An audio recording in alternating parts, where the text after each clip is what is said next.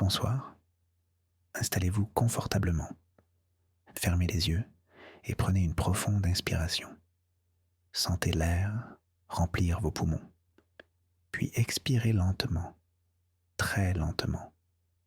Tandis que vous relâchez les tensions de la journée, imaginez que vous flottez. Vous flottez non pas dans l'eau, mais dans l'immensité silencieuse de l'espace. Avez-vous déjà eu la sensation, même dans le calme le plus total, que quelque chose vous attire? Une force douce, mais implacable. Une invitation au voyage. Ce soir, nous n'allons pas résister à cet appel. Nous allons suivre cette attraction mystérieuse, car notre galaxie tout entière, la Voie lactée, y répond déjà. Elle est entraînée, avec des centaines de milliers d'autres, vers une anomalie gravitationnelle si massive et si énigmatique qu'on l'a baptisée le grand attracteur. Dans cette conférence conçue pour le sommeil, nous allons explorer ce mystère. Nous n'allons pas chercher des réponses effrayantes, mais plutôt nous laisser bercer par l'ampleur de la question. Nous allons voyager vers ce point lointain, non pas avec la vitesse et le bruit, mais avec la lenteur et la quiétude de la pensée. Laissez ma voix être votre guide dans cette dérive cosmique vers l'inconnu. Pour comprendre la nature de ce voyage, nous devons d'abord imaginer l'univers tel que nous le pensions. Imaginez une toile parfaitement tendue, s'étirant dans toutes les directions. C'est l'expansion de l'univers découverte par Edwin Hubble. Chaque galaxie, comme un point dessiné sur cette toile, s'éloigne de toutes les autres. C'est une expansion uniforme, élégante, prévisible. Notre propre galaxie devrait suivre cette règle simple, s'éloignant de ses voisines dans une chorégraphie cosmique bien ordonnée. Pour vérifier cela, les astronomes disposent d'une carte de référence presque parfaite, le fond diffus cosmologique. C'est la toute première lumière de l'univers, une lueur fossile qui imprègne tout l'espace. Cette lumière est incroyablement uniforme. C'est une toile de fond statique, un point de repos absolu par rapport auquel tout mouvement peut être mesuré. En observant cette lumière, nous devrions voir notre galaxie s'éloigner de tout le reste, conformément à la grande expansion. C'était la théorie, une théorie belle et ordonnée. Mais l'univers, dans son infinie complexité, réserve toujours des surprises. Et au cœur des années 1970, en mesurant précisément notre vitesse par rapport à cette toile de fond parfaite, les astronomes ont découvert que quelque chose n'allait pas. Quelque chose perturbait la grande harmonie de l'expansion. Notre galaxie ne se contentait pas de suivre le courant général, elle avait son propre mouvement, un mouvement étrange, rapide et dirigé vers un point précis du ciel. C'était le premier indice, le premier murmure d'une force cachée, une force qui nous attire. Le premier murmure s'est transformé en une énigme claire dans les années 1980. Un groupe d'astronomes, que l'on surnommera plus tard les 7 samouraïs, a décidé de cartographier les mouvements des galaxies dans notre voisinage cosmique. Leur travail était méticuleux, patient, comme celui d'anciens cartographes, dessinant les côtes d'un nouveau monde. En utilisant les plus grands télescopes de l'époque, ils ont mesuré la vitesse de centaines de galaxies. Et la tendance qu'ils ont découverte était stupéfiante. Non seulement notre propre galaxie, la Voie lactée, se déplaçaient de manière anormale, mais tout notre groupe local de galaxies, y compris notre grande voisine Andromède, était emporté dans le même courant. Plus encore, des amas de galaxies entiers, comme l'amas de la Vierge, semblaient tous converger vers une même région du ciel austral, dans la direction des constellations de l'Hydre et du Centaure. C'était comme observer des feuilles flottant sur une rivière invisible. Toutes étaient entraînées par un courant puissant et invisible. Les calculs étaient formels. Nous nous déplaçons à une vitesse de 600 km par seconde vers ce point mystérieux. 600 km à chaque seconde qui passe. Pendant que vous écoutez ces mots, nous avons parcouru des milliers de kilomètres, non pas en nous éloignant de tout, mais en étant attirés par quelque chose. Imaginez cette vitesse. Ce n'est pas une vitesse violente ou chaotique. C'est un mouvement doux, constant, presque imperceptible à notre échelle humaine, mais implacable à l'échelle cosmique. C'est la vitesse d'une chute libre qui dure depuis des milliards d'années. Une chute vers une masse si énorme qu'elle déforme le tissu même de l'espace-temps. Les 7 samouraïs lui ont donné un nom à la hauteur du mystère, le grand attracteur. Le nom était posé, mais la nature de cette chose restait un mystère complet. Où se cachait cette masse colossale? En pointant leur télescope dans la direction indiquée par les mouvements des galaxies, les astronomes se sont heurtés à un mur. Pas un mur physique, mais un mur de lumière. La lumière de notre propre galaxie. Cette région du ciel, baptisée la zone d'évitement, est le plan de la Voie lactée. C'est là que se concentre la majorité de ses étoiles, de son gaz et de sa poussière. Quand nous regardons dans cette direction, c'est comme essayer de voir un paysage lointain à travers un rideau scintillant et opaque. La lumière des milliards d'étoiles de notre propre disque galactique nous aveugle. Et les nuages de poussière interstellaire absorbent la lumière des objets situés bien plus loin. Le grand attracteur se trouvait précisément derrière ce voile.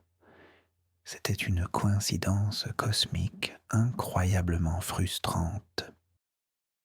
Le plus grand mystère de notre voisinage se cachait dans le seul endroit du ciel où notre vision était la plus limitée.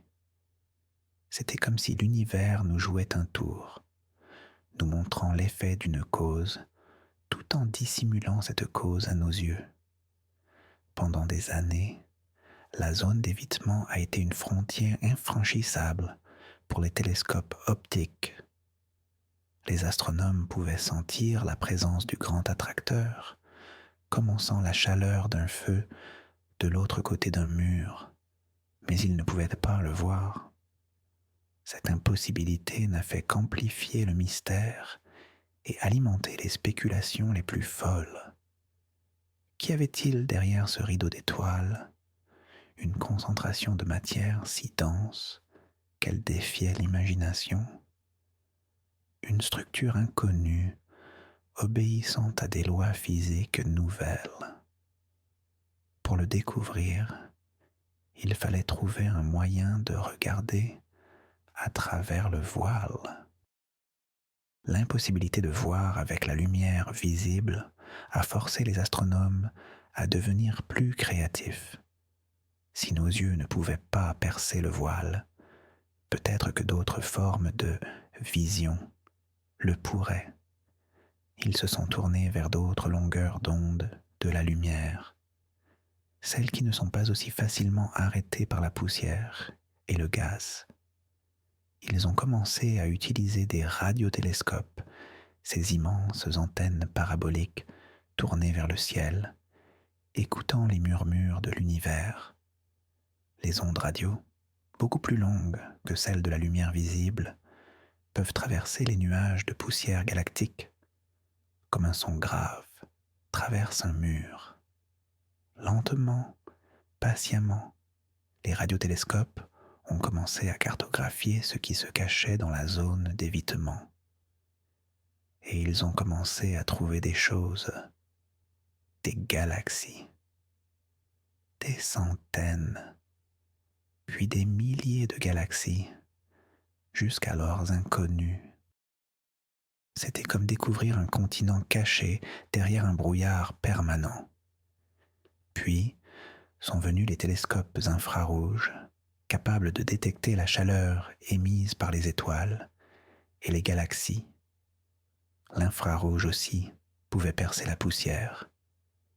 Les images infrarouges ont révélé encore plus de structures, des filaments de galaxies, des groupes, des amas entiers qui étaient restés invisibles pendant toute l'histoire de l'astronomie.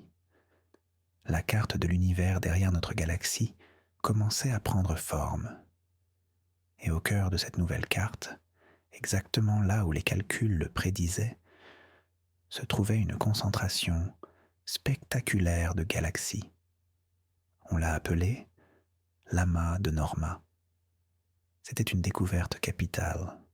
Le grand attracteur n'était pas un objet unique et bizarre, mais une énorme accumulation de galaxies, chacune contenant des centaines de milliards d'étoiles, toutes liées par leur propre gravité. L'amas de Norma était là, massif et impressionnant. Il se situe à environ 220 millions d'années-lumière de nous, un monstre cosmique pesant des milliers de fois la masse de notre propre galaxie. C'était certainement un suspect de choix. Les astronomes pensaient avoir enfin trouvé le coupable, le cœur gravitationnel du grand attracteur. Ils ont donc recalculé l'attraction exercée par cet amas sur notre Voie lactée et sur tout notre voisinage. Ils ont additionné la masse de toutes les galaxies visibles dans l'amas de Norma.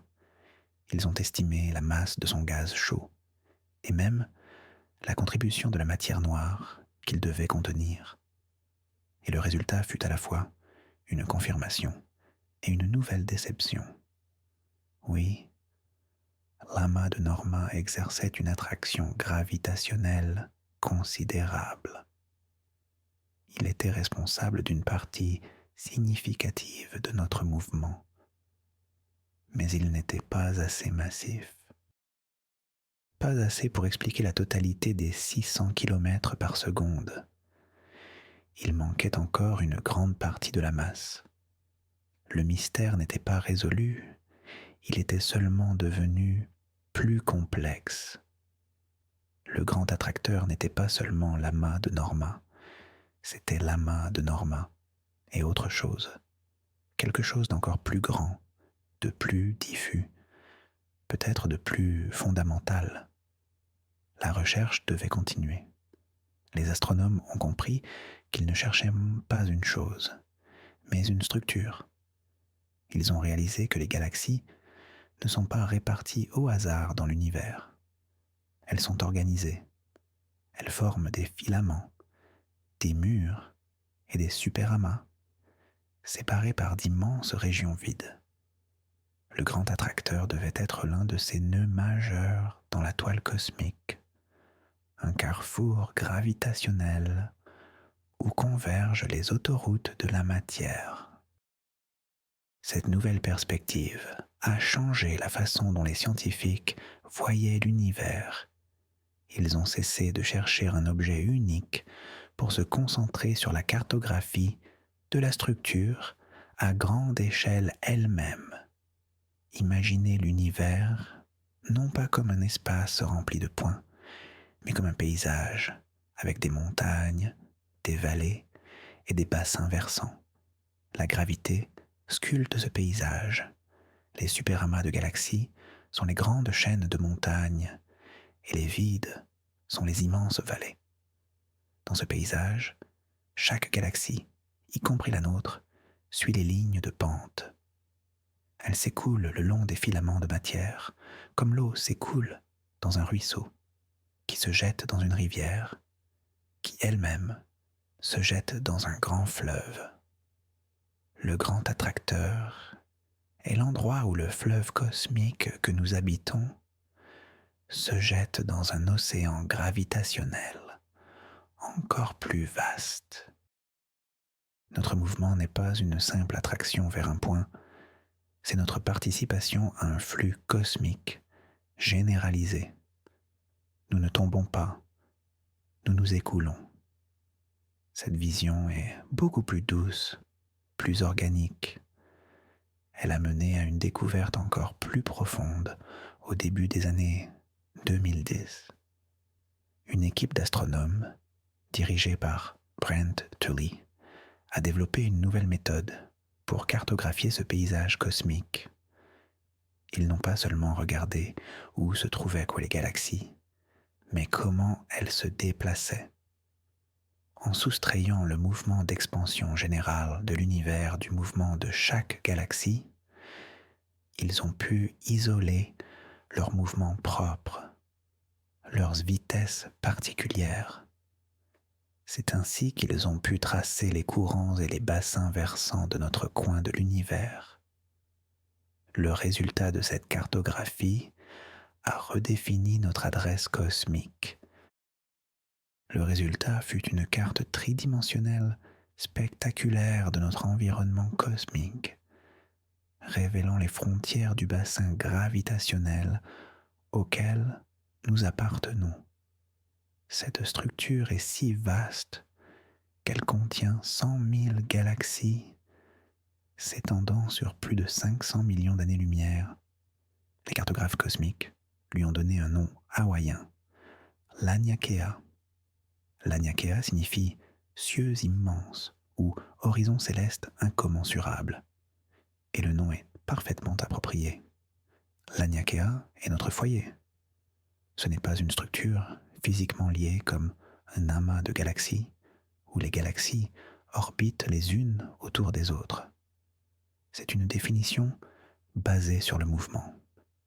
Toutes les galaxies à l'intérieur de Laniakea s'écoulent vers un point central commun. C'est la définition même d'un bassin versant. Et quel est ce point central ? Quel est le fond de la vallée gravitationnelle de Laniakea ? C'est précisément la région du grand attracteur, avec l'amas de Norma en son cœur. La découverte de Laniakea a résolu une grande partie du mystère. Le grand attracteur n'est pas une chose qui nous tire de l'extérieur, c'est le centre de la structure à laquelle nous appartenons. Nous ne sommes pas attirés par une anomalie lointaine. Nous faisons partie intégrante d'un système dynamique, gigantesque. Notre mouvement de 600 km par seconde n'est pas une chute, c'est notre participation à la formation et à la vie de notre superamas. C'est notre courant local dans l'océan cosmique. Cette révélation a apporté un sentiment de paix, de résolution. Nous ne sommes pas des voyageurs perdus, mais des habitants d'une structure céleste immense et cohérente. Imaginons maintenant ce que signifie faire partie de Laniakea. 100 000 galaxies, chacune avec ses milliards d'étoiles et de planètes potentielles, toutes engagées dans une lente et majestueuse convergence. Notre Voie lactée est juste l'une d'entre elles, une spirale scintillante parmi tant d'autres. Andromède, notre voisine, est également dans ce courant, tout comme l'amas de la Vierge, qui domine notre ciel nocturne local. Tous ces objets magnifiques, qui nous semblent si vastes et si importants, ne sont que des composants d'une structure encore plus grande. C'est une leçon d'humilité et d'émerveillement.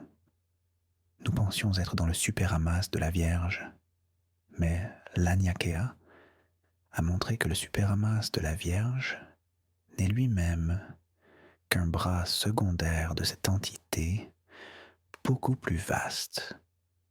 Le véritable centre est bien plus loin, dans la direction du grand attracteur. Alors, que se passe-t-il dans cette région centrale? Est-ce un lieu de chaos et de collision? Pas nécessairement. L'échelle de temps est immense. Le voyage vers le centre prendra des milliards et des milliards d'années, probablement plus que l'âge actuel de l'univers. C'est un processus lent, une danse gravitationnelle patiente. En ce moment même, les galaxies au cœur de l'Aniakea, dans l'amas de Norma, interagissent, fusionnent, créant de nouvelles étoiles dans des feux d'artifice cosmiques silencieux. C'est un lieu de création, de transformation. Et nous nous dirigeons lentement vers lui. Nous ne le verrons jamais, nos descendants lointains non plus. Mais le simple fait de savoir que nous participons à cette grande convergence donne un sens de direction, un but, à l'échelle la plus vaste qui soit. Toutefois, même avec la découverte de l'Aniakea, une question demeure. De quoi est faite toute cette masse? Si l'on additionne la masse de toutes les étoiles, de tout le gaz et de toute la poussière des 100 000 galaxies de l'Aniakea, on n'obtient toujours pas assez de masse pour expliquer la force de l'attraction. La matière que nous voyons, la matière qui brille, ne représente qu'une petite fraction de ce qui existe réellement. La majeure partie de la masse de l'Aniakea, et donc la véritable source de l'attraction du grand attracteur, est invisible. C'est la matière noire. La matière noire est cette substance mystérieuse qui n'émet ni n'absorbe aucune lumière. Elle est totalement transparente. Nous ne pouvons la détecter que par ses effets gravitationnels. C'est le squelette invisible de l'univers. C'est elle qui forme les halos massifs autour des galaxies et qui tisse la toile cosmique le long de laquelle la matière ordinaire s'assemble. L'Aniakea est avant tout une immense concentration de matière noire. Les galaxies que nous voyons ne sont que les décorations lumineuses sur cette structure invisible et bien plus massive. Le grand attracteur est donc moins une attraction exercée par des galaxies lointaines qu'une attraction exercée par un océan invisible de matière noire dans lequel nous baignons. Nous nous écoulons vers le point le plus profond de cet océan. Cette idée peut sembler étrange, presque mystique, mais c'est ce que la physique moderne nous dit. Notre univers est principalement composé de choses que nous ne pouvons pas voir. Nous ne percevons que la partie émergée de l'iceberg cosmique. Le grand attracteur est un rappel constant de cette réalité profonde et humble. Il nous attire vers un cœur de matière qui est fondamentalement différent de nous. Un cœur silencieux et sombre, mais qui dicte le destin de tout ce qui brille. Alors que notre voyage mental se poursuit, laissons l'idée de la matière noire nous envelopper. Imaginez cette substance, non pas comme une chose effrayante, mais comme un courant doux et invisible, un fleuve silencieux qui traverse l'espace, guidant les étoiles et les galaxies dans leur danse éternelle. C'est une présence apaisante, un échafaudage qui soutient la beauté que nous pouvons voir. La matière noire n'est pas vide, c'est une forme de matière avec sa propre gravité, sa propre réalité. En ce moment même, des particules de matière noire traversent probablement votre chambre, votre corps, sans que vous ne les sentiez jamais, sans jamais interagir. Elles sont les fantômes du cosmos, des témoins silencieux de toute l'histoire de l'univers. Le grand attracteur, ce cœur de matière noire, n'est pas un monstre affamé. C'est simplement le point le plus dense, le plus stable de notre région de l'univers. C'est un centre de gravité naturel, un point de repos vers lequel tout tend à converger. Notre voyage vers lui n'est pas une course effrénée, mais un retour progressif à l'équilibre. C'est le destin gravitationnel de notre partie de l'univers. Cette pensée peut être profondément relaxante. Il y a un ordre, une direction, même dans l'immensité apparemment chaotique de l'espace. Il y a des courants, des flux, des structures, et nous faisons partie de ce grand schéma. Nous ne sommes pas à la dérive.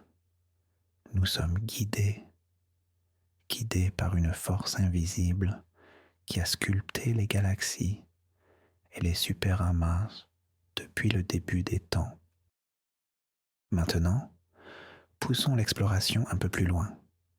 Les astronomes, jamais satisfaits, ont regardé encore au-delà du grand attracteur. Ils se sont demandé, est-ce que l'Aniakea elle-même est attirée par quelque chose d'encore plus grand? Le bassin versant dans lequel nous nous trouvons fait-il partie d'un système fluvial encore plus vaste? La réponse, aussi incroyable que cela puisse paraître, est oui.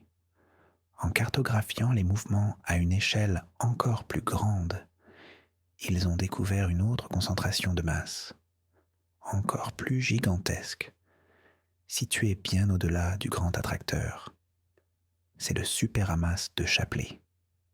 Shapley est la plus grande concentration de galaxies de l'univers local, un titan cosmique si massif qu'il exerce sa propre attraction sur l'Aniakea tout entière. L'histoire devient alors une fascinante poupée russe de la gravité. Notre Voie lactée est attirée par le centre de notre groupe local. Le groupe local est attiré par la masse de la Vierge. L'ensemble de cette région fait partie du courant qui s'écoule vers le grand attracteur, le cœur de l'Aniakea. Et l'Aniakea elle-même ressent l'attraction lointaine du superamas de Shapley. Il n'y a donc pas une seule attraction, mais une série d'influences gravitationnelles qui se combinent. C'est une lutte, une danse complexe entre différentes forces.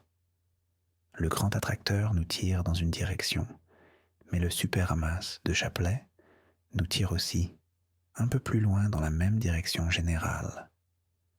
Notre mouvement de 600 km par seconde est le résultat net de toutes ces attractions. C'est un témoignage de la complexité et de l'interconnexion de l'univers. Rien n'est isolé. Chaque galaxie, chaque amas est lié aux autres par les fils invisibles de la gravité, dans une toile qui s'étend sur des milliards d'années-lumière. Cette vision d'un univers interconnecté, structuré en une toile cosmique, est l'une des plus belles images que la science moderne nous ait offerte. Imaginez des filaments brillants s'étirant à travers le vide, des autoroutes de gaz et de galaxies sombres, tissées par la matière noire. À l'intersection de ces filaments, là où la matière est la plus dense, se forment les grands amas et superamas, comme des villes lumineuses dans la nuit cosmique. Entre ces filaments se trouvent d'immenses régions de vide, les vides cosmiques, où presque rien n'existe. Ces vides ne sont pas passifs.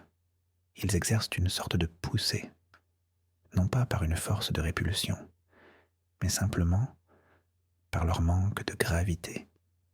Alors que les régions denses comme le grand attracteur nous attirent, les vides nous poussent en s'étendant, créant un effet de contraste. Notre voyage à travers le cosmos est donc le résultat d'une double influence. Nous sommes tirés par les attracteurs et poussés par les vides. C'est une chorégraphie délicate et grandiose. Notre galaxie surfe sur une vague dans l'océan de l'espace-temps, une vague créée par la distribution de toute la matière et de toute l'énergie dans l'univers observable. Chaque étoile que vous voyez dans le ciel nocturne participe à cette danse. Chaque galaxie lointaine, capturée par le télescope Hubble, y participe également. C'est un système unifié, une seule et même histoire qui se déroule depuis 13,8 milliards d'années.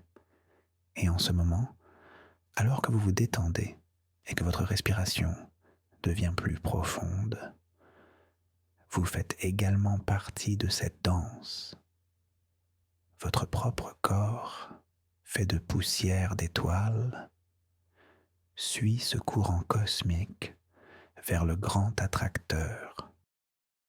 Laissons maintenant notre imagination faire le voyage pour nous. Un voyage vers le cœur de l'Aniakea.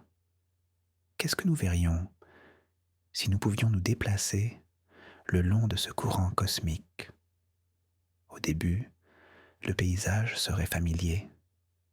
Nous laisserions derrière nous notre Voie lactée, cette île spirale de lumière, et sa voisine Andromède. Nous traverserions le groupe local, un petit archipel d'une 50aine de galaxies. Puis, à mesure que nous avancerions, la densité de l'espace commencerait à changer. Les galaxies deviendraient plus nombreuses. Nous entrerions dans la banlieue de Lammas de la Vierge, une véritable métropole galactique, avec ses grandes galaxies elliptiques en son centre. Le ciel, dans toutes les directions, serait rempli non pas d'étoiles, mais de galaxies entières, des taches de lumière floues et lointaines, chacune un univers en soi. Puis, laissant la Vierge derrière nous, nous continuerions notre dérive. L'espace redeviendrait un peu plus vide pendant un temps, alors que nous traverserions un filament reliant la Vierge à la structure suivante.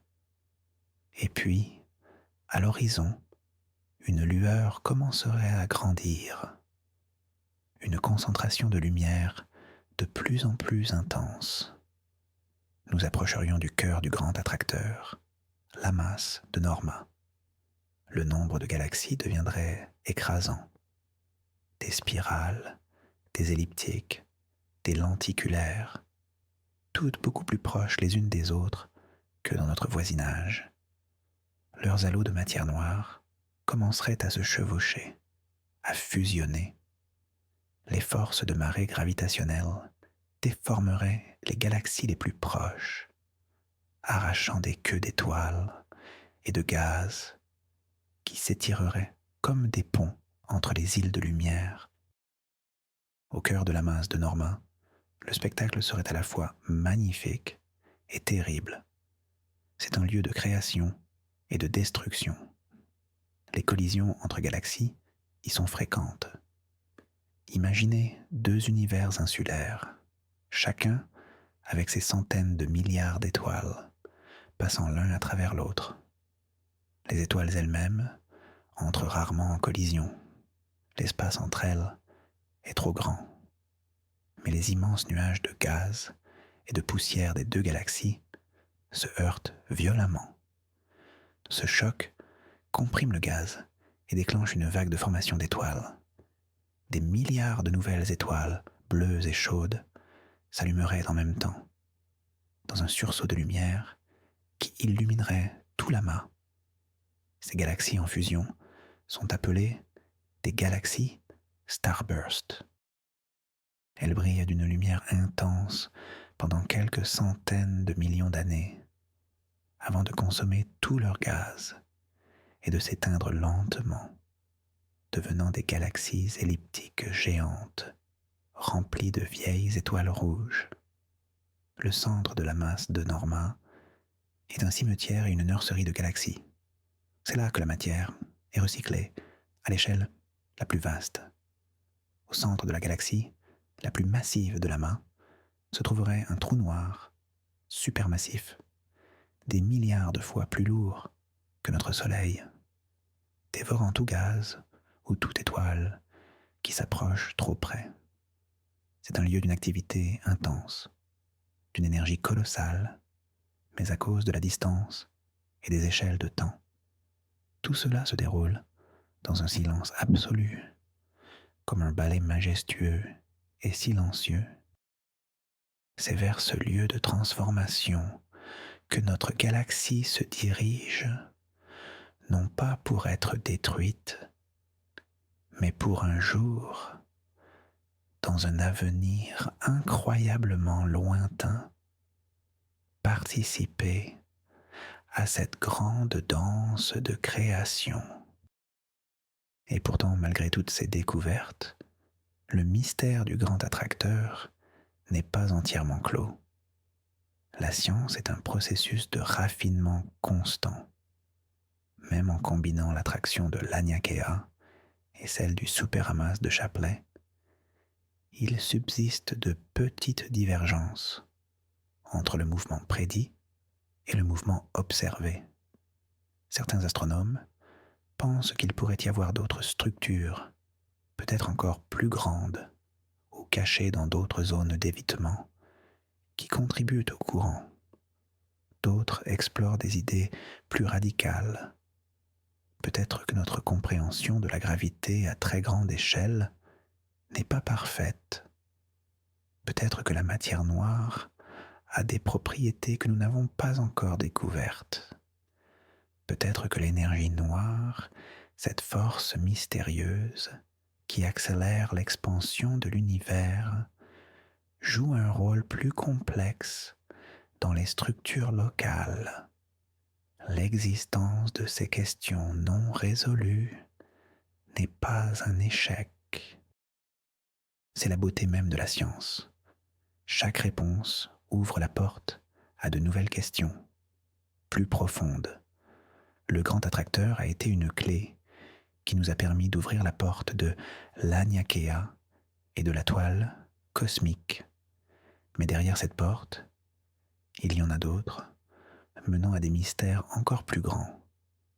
C'est un voyage sans fin vers la compréhension. Et c'est une pensée profondément apaisante.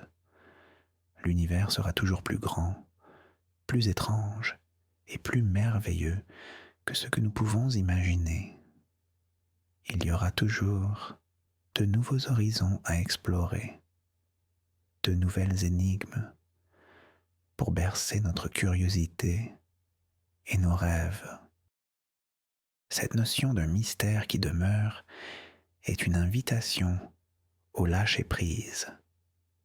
Tout comme nous ne pouvons pas connaître tous les secrets de l'univers, nous n'avons pas besoin de contrôler chaque aspect de notre vie pour trouver la paix.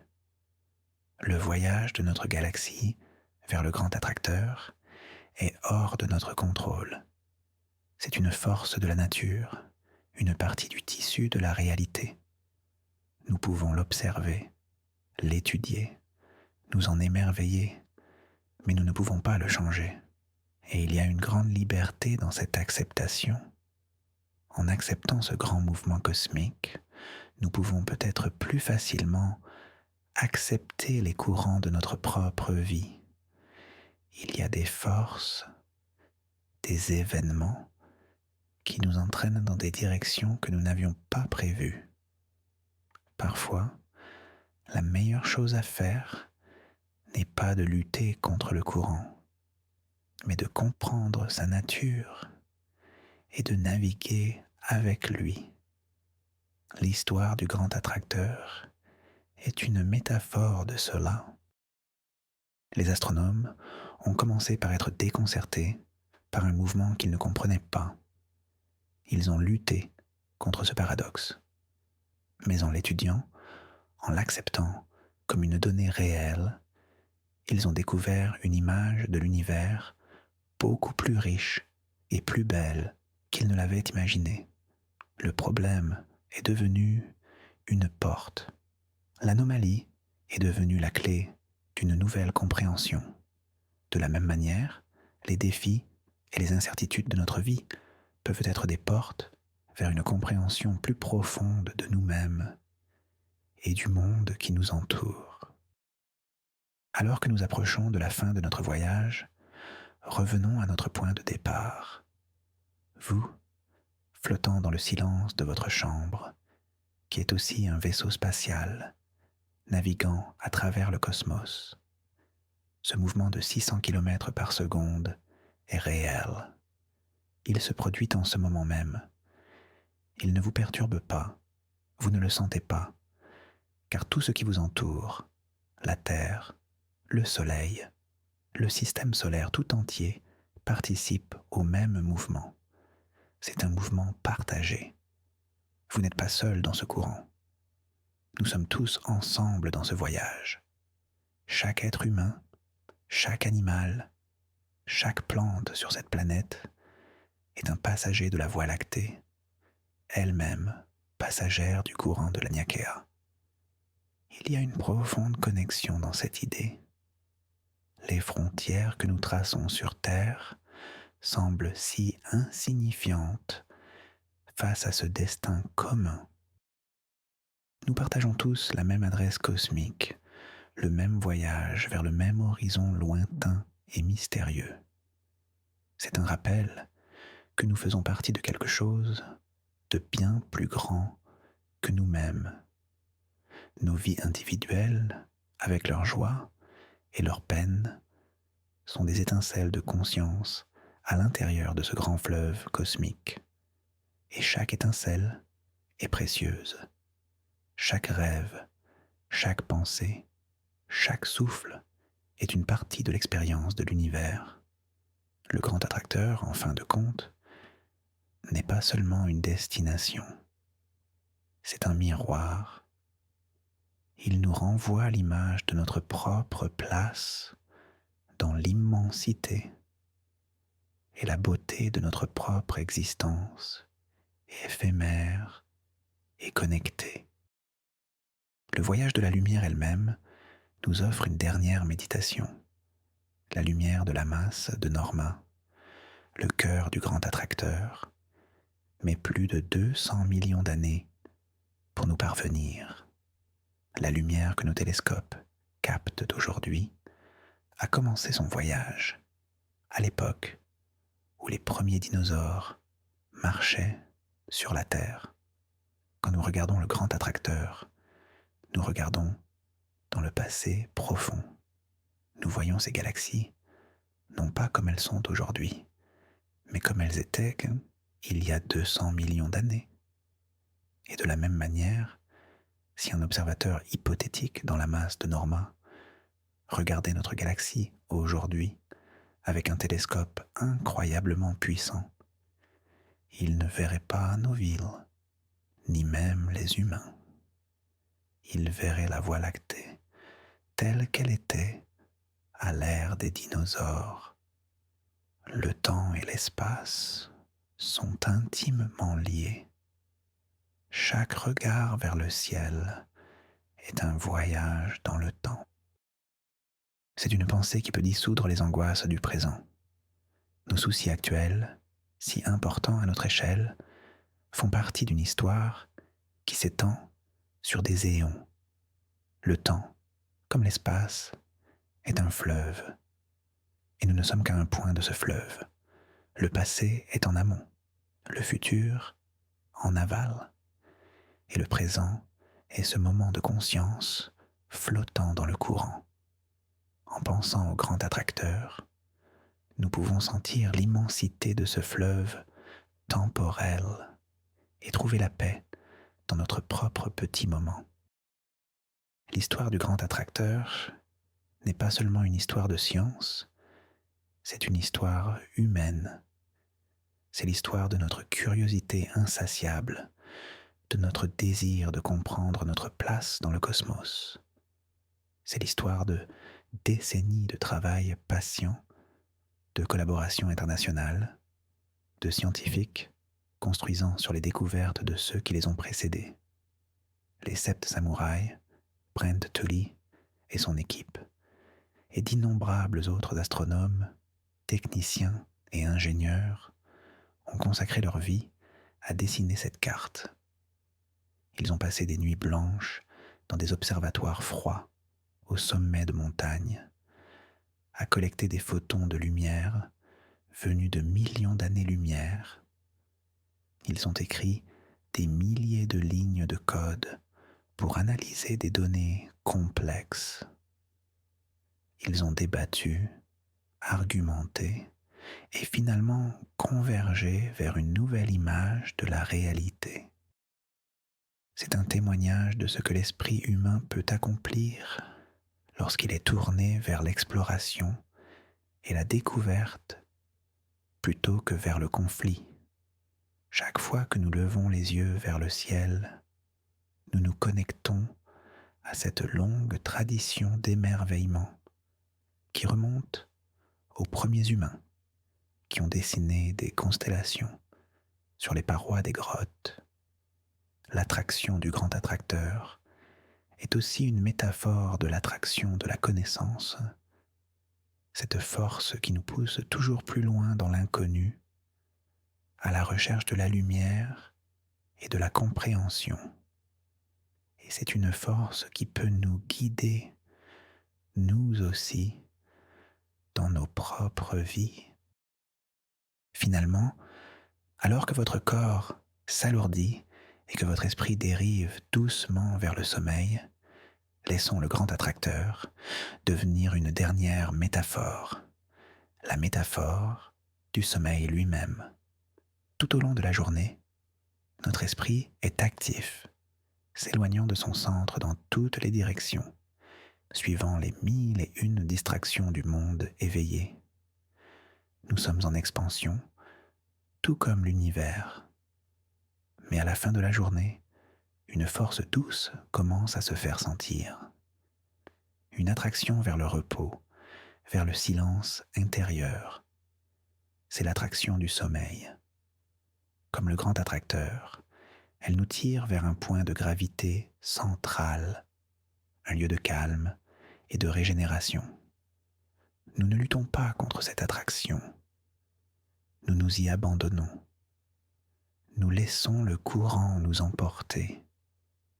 Nous laissons nos pensées converger et se dissoudre dans le grand océan des rêves.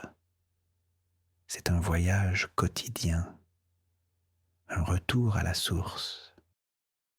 Le sommeil est notre grand attracteur personnel.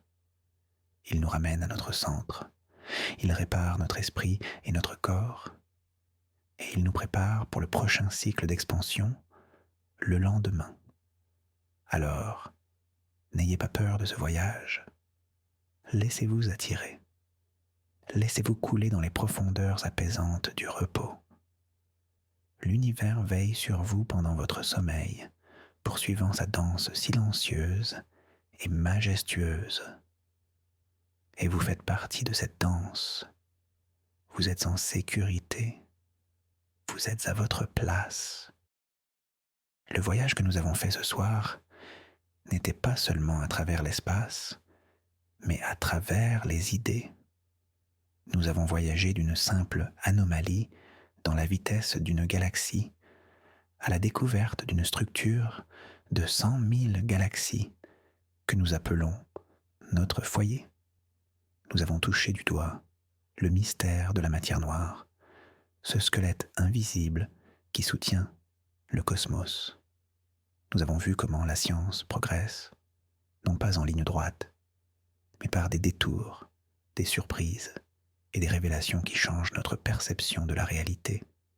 C'est une histoire qui nous apprend que l'univers est bien plus structuré, interconnecté et dynamique que nous ne l'imaginions. Il n'est pas un vide froid et mort, mais un paysage vivant, sculpté par la force la plus fondamentale de toutes, la gravité. cette force qui vous maintient doucement dans votre lit en ce moment est la même qui guide les galaxies dans leur voyage de plusieurs milliards d'années. Il y a une continuité, une unité dans tout cela. Du plus petit au plus grand, les mêmes lois s'appliquent. Cette pensée peut être une source de grand réconfort. Nous ne sommes pas étrangers à l'univers. Nous sommes faits de la même matière. Nous obéissons aux mêmes lois. Nous sommes une expression de l'univers, une façon pour lui de se connaître. Et maintenant, il est temps pour cette partie de l'univers de se reposer, de se ressourcer, de rêver. Il est temps de suivre l'attraction, de lâcher prise et de s'endormir. Notre voyage s'achève ici, au seuil du sommeil. Nous avons suivi le courant cosmique jusqu'au grand attracteur, ce cœur gravitationnel de notre supéramasse, l'Aniakea. Nous avons vu que ce qui semblait être une anomalie effrayante est en réalité le centre de notre foyer cosmique, une destination lointaine qui donne un sens et une direction à la danse silencieuse de notre galaxie.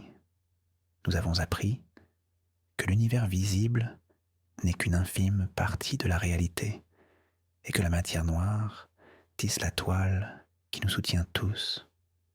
Ce n'est pas une histoire avec une fin définitive, mais un mystère qui continue de s'approfondir, nous invitant à rester curieux et émerveillés. J'espère que ce voyage à travers les cieux immenses vous a apporté la paix et la tranquillité. Merci d'avoir partagé ce moment avec moi. Si vous avez apprécié cette exploration, n'oubliez pas de vous abonner pour d'autres conférences, pour dormir et d'aimer cette vidéo. Votre soutien est précieux. Et maintenant, je vous laisse avec une dernière question pour vos rêves. Quelle autre énigme de l'univers vous empêche de dormir ou au contraire, vous berce dans vos songes? Partagez vos pensées dans les commentaires demain. Pour l'instant, laissez toutes les questions s'évanouir. Laissez-vous porter par le doux courant du sommeil. Dormez bien.